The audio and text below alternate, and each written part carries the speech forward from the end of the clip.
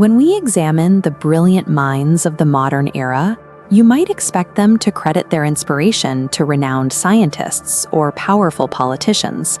Instead, one of the greatest inventors in history looked to a 19th century monk.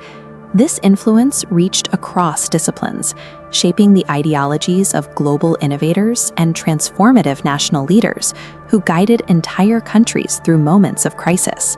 The foundational figure they all drew from was Swami Vivekananda. Today, we face a distinct set of pressures. We struggle with paralyzing internal anxiety, a chronic waste of our time, and a deep societal tribalism that keeps us divided. Over a century ago, Vivekananda argued that solving these macro-level global issues is impossible without first achieving radical, micro-level self-mastery. Consider how a master sculptor works. In one of Vivekananda's parables, the craftsman carves a perfect, highly detailed statue of a king, entirely from memory, without a single reference picture in front of him.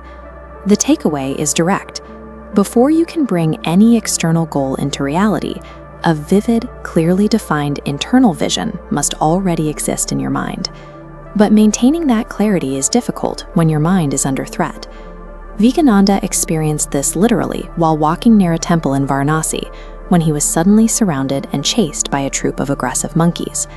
As he sprinted away, an older monk shouted out an instruction: "Stop running, turn around, and face them." Vivekananda stopped, turned toward the troop, and advanced. The monkeys instantly scattered. Those monkeys act exactly like our own negative thoughts. Running from your anxieties actively empowers them to chase you. Directly confronting them strips away their leverage. Mental mastery requires a dual approach. You must hold a crystal clear vision of what you intend to build, while refusing to retreat from the psychological anxieties trying to stop you. Once the mind is clear, the focus shifts to execution. Vivekananda illustrated this through an encounter with an ascetic waiting by a riverbank. The man boasted that he had spent 15 years mastering the ability to walk across the surface of the water, simply to prove his own supernatural power. Vivekananda simply waited for a ferry to arrive and paid the boatman 50 paise to carry them both to the other side. He then delivered a sharp rebuke. Dedicating a decade and a half of human life to a vanity trick that can be solved with a few pennies is a tragic waste of human potential. This diagram illustrates our only truly finite currency. Every human is allotted exactly 86,400 seconds each day, and as you watch them drain away, you realize none of them can be recovered.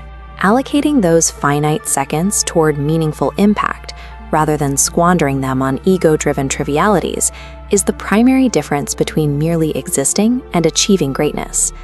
When you scale this individual mastery up to the societal level, the perspective shifts. In 1893, Vivekananda arrived in Chicago to address the Parliament of Religions and the global community. To explain why human societies fracture into hostile tribes, he used the metaphor of a frog born and raised entirely inside a single well. Individuals trap themselves inside isolated ideological columns, mistakenly concluding their specific well represents the entire universe. But as the perspective pulls back, the walls dissolve. Just as distinct rivers flow into the ocean, all philosophical paths lead toward universal truth.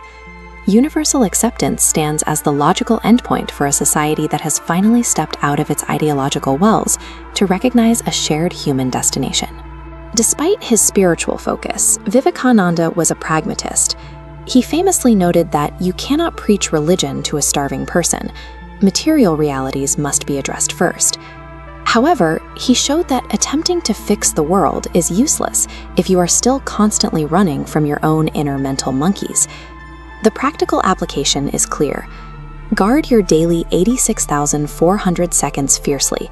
Confront negative thoughts directly, and consciously step out of your ideological bubble. World-changing impact is rarely the result of a single grand gesture. Instead, outer harmony is the natural, inevitable byproduct of radical self.